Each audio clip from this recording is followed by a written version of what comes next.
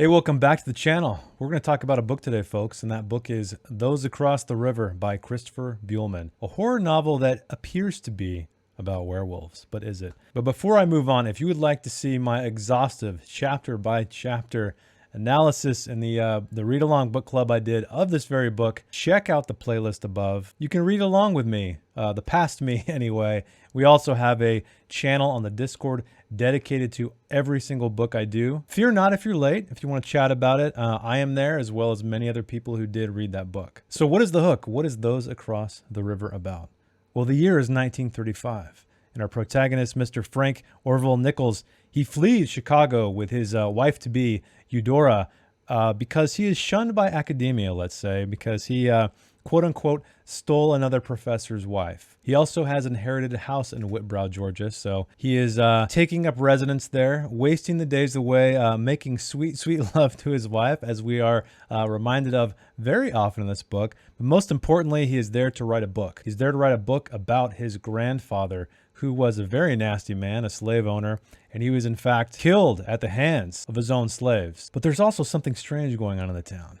There's what appears to be a pagan ritual where the townsfolk send these pigs off into the forest to those across the river. Who are those people? We don't know, but Frank is going to find out. Of course he is. Of course he is. This curiosity drives Frank across that river to not only figure out what this is all about, but also to uncover the dark past, the true dark past of his family. So what did I think? Well, let us talk about character first. Let's talk about our POV character, Mr. Frank Orville Nichols. This, unfortunately, is one of the weaker parts of it, because even though we are given all of the stuff, which I believe is there to have us empathize with the character.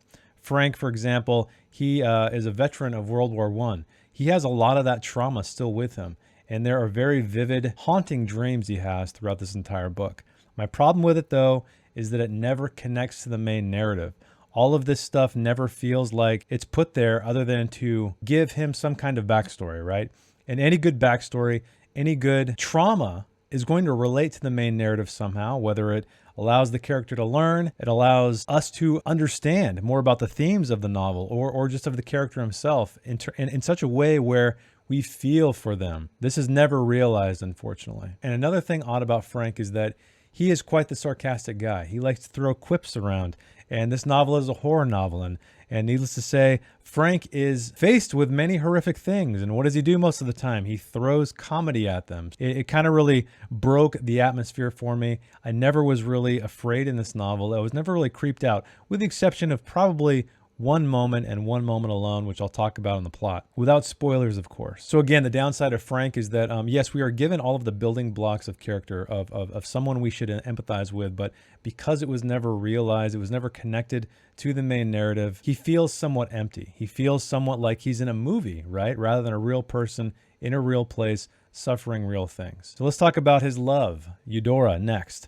She is a very empty character. She does have an integral part of the plot, specifically toward the very end of it, but everything up until then is kind of just meaningless. She tells Frank she loves him. She talks about the life that they're going to have together, what amazing things are going to befall them, but she never really gets integrated into the plot in a meaningful way. And that's terrible, because at the very end, it seems like what happens then, which I'm not going to spoil it for you, would have so much more weight if we learn to love her, learn to empathize with her, if she was as strong or even stronger than our POV character. But unfortunately, she feels like an afterthought, a background character. And so when you have two main characters, more or less, who you never empathize for, it's difficult to really feel immersed by any degree and just, drawn into the story and hopefully root for these people. There are some colorful background characters.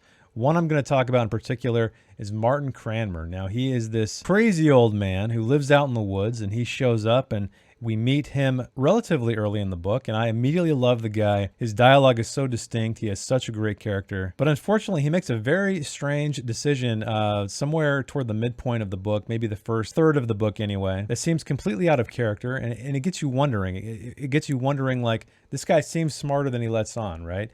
And maybe this is going to manifest in some clever plot device.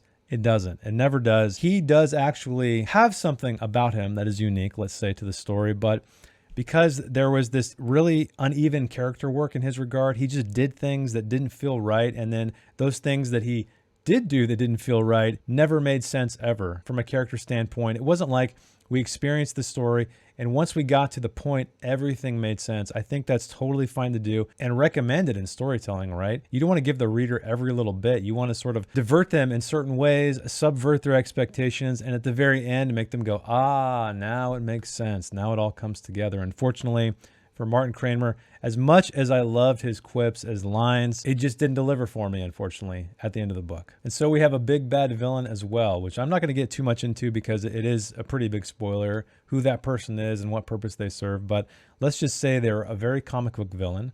They seem to exist solely for the fact of informing the reader, and I guess perhaps Frank Nichols, of his past, of the truth of his past, rather than any kind of meaningful information or character work. We never really feel for this character because I think it's important to feel for the villain as well. See where that person's coming from. But again, it just doesn't happen. It's very wooden, two-dimensional comic book stuff. I'm not saying that to denigrate any comic books. I love certain comic books out there. I'm using it in a general sense. So if you love comics, forgive me. All right, well, let us talk about the plot itself. First and foremost, you need to know this. There is really no mystery here, even though the story appears to be mysterious in certain regards, right? There's no red herrings, though.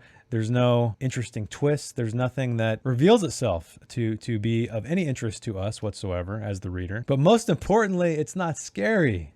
I can count maybe one, maybe two parts in this novel that were kind of creepy, right? Specifically the first one, and lucky for you, it's going to be the first one you see, or maybe it's bad because nothing ever scary happens really after that. So that's as good as it's going to get. And I understand horror is different for different people, right? Sometimes it's psychological. Sometimes it's literally just about monsters and gore and stuff.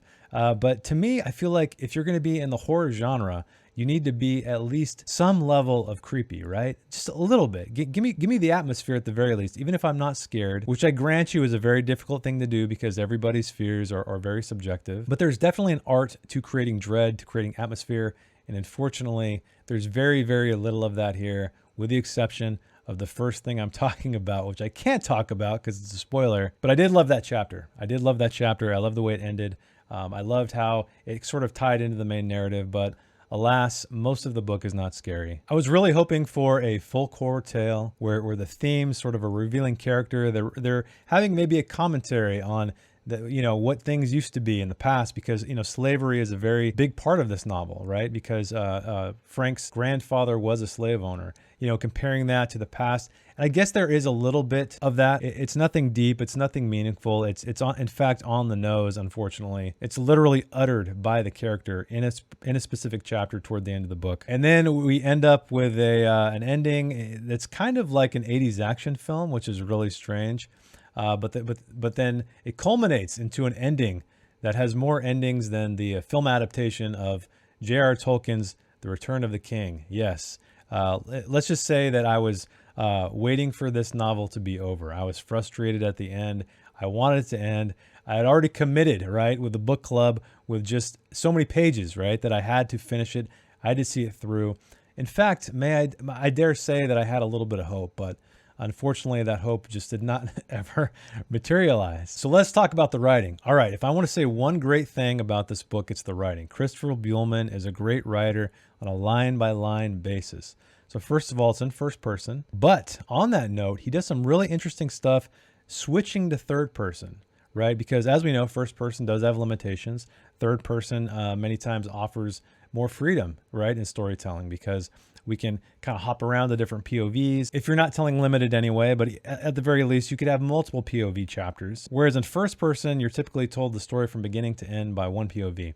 But like I said, he does some great things here, technique-wise, that allows him to slip into third person, to view a scene through someone else's eyes to a degree, right? Obviously, because it's in first person, translated through third person, it's kind of telegraphed in such a way where it's as if somebody told you the story, or told him the story, I should specify. The writing flows. It has pacing. It has white space. It has short chapters. It's a very effortless read, so I will give credit where credit is due in that regard. This was an enjoyable book to read from a line-by-line level.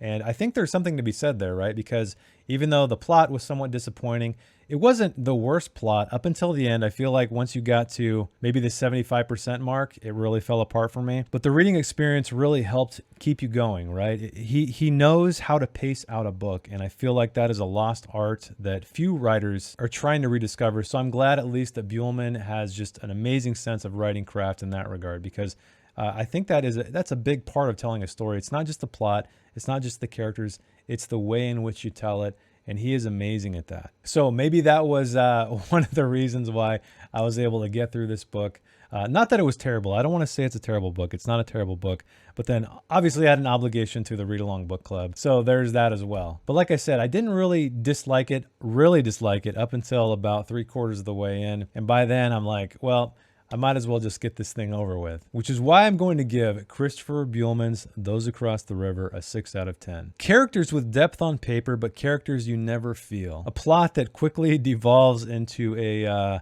ridiculous 80s action film. And I love 80s action movies, by the way, but not in this context. Not scary at all, with the exception of maybe 1 or 2 scenes, but beautiful, efficient writing, which is going to knock it up at least a point or 2 in my book. But if you were looking for something creepy, you will not find it here. If you were looking for something well written on a line-by-line level, you will definitely find that here. If you're looking for a mysterious folk horror novel that subverts your expectations, that takes you to dark places you didn't expect, you will not find that here. But this is by no means a terrible book. Like I said, I gave it a 6. That means a 5 is exactly average, right down the middle. It doesn't do anything terrible. It doesn't do anything great. So because of the writing itself, I gave it 1 point up on that. All right, well, that is it for me. I hope you enjoyed the review. Thanks for hanging out with me. And tell me, if you read the book, I would love to hear it in the comments. Am I off base here? Am I being too critical? Did I miss something? I don't think I did, because I read this book very carefully. And if you'd like to check out my own stuff, my own novels, check them out. There's a link in the description. Or you can check out my weekly series, Worth 1,000 Words, where I write on the spot a 1,000-word short story inspired by a piece of artwork and deconstruct it. Thanks for watching, and I will see you in the next one. Bye.